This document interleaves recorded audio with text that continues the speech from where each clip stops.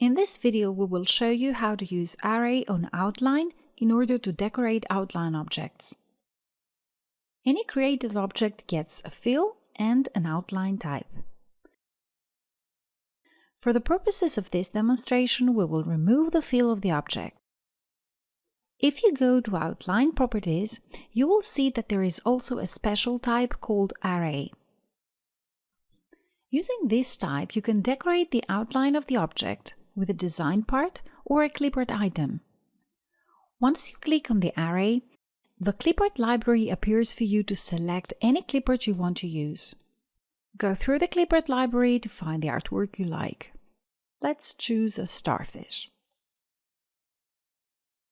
Once you select the item, click Insert. Now you need to click and drag to define the size and the orientation of the inserted clipart.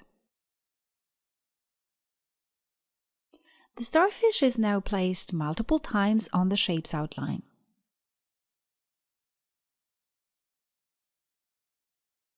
You may also use any part of your design to decorate outline objects.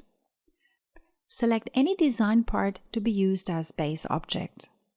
Then, select the outline object and click on Array Type from the Outline Properties. The selected object is now on the outline of the bigger object. You can also use the array from the Create Outline from Shapes option on the right-click menu,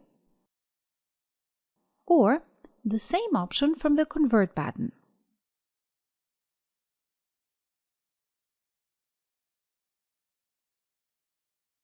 There are a couple of options which you can further adjust. Using Offset, you may place the copies to the inner or the outer part of the object.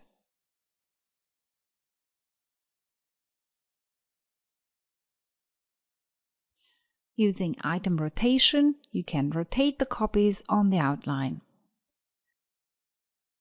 You may also adjust the spacing between them.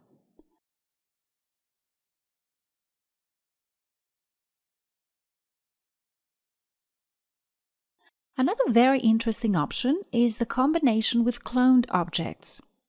If Add New Object as Clones is enabled while creating the array, then you can edit the outline of the base object and all the array copies are affected as well.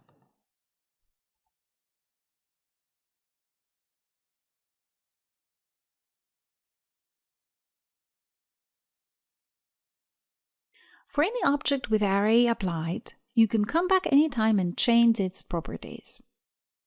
But if you want to make manual changes to specific parts on the array or handle them individually, you can choose the Separate to Objects option.